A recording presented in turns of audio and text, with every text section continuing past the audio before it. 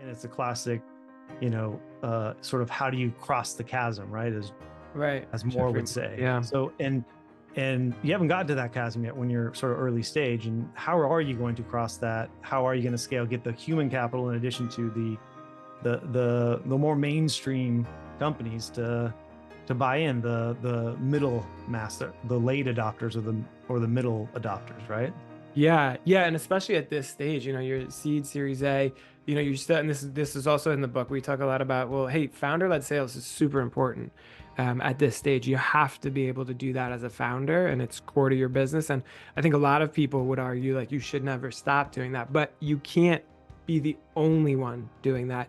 And so there was a lot of also, part and parcel to that scaling challenge is the inability to seamlessly transition or start to delegate some of those responsibilities, for instance, from a sales perspective, to capable folks who then can sort of speak from the same song sheet that you were as a founder.